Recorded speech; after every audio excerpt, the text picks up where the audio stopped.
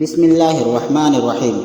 لیث بن سعد نے عقیل سے بیان کیا، ان سے ابن شہاب نے، انہوں نے کہا مجھے سعید بن مسیب نے خبر دی اور انہیں ابو ہریرہ رضی اللہ عنہ نے خبر دی کہ رسول اللہ صلی اللہ علیہ وسلم نے فرمایا، جب امام جمعہ کا خطبہ دے رہا ہو اور تم اپنے پاس بیٹھے ہوئے آدمی سے کہے کہ چپ رہ، تو تم نے خود ایک لغو حرکت کی۔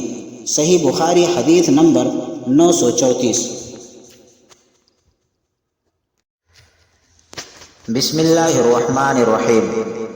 سفیان ثوری نے سعد بن ابراہیم بن عبد الرحمن بن عوف سے بیان کیا، ان سے عبد الرحمن بن عرج نے، ان سے ابو ہریرہ رضی اللہ عنہ نے کہ نبی کریم صلی اللہ علیہ وسلم جمعہ کے دن فجر کی نماز میں الف لام میم تنزیل، سورہ سجدہ اور هل اتی علی الانسان سورہ دہر پڑھا کرتے تھے۔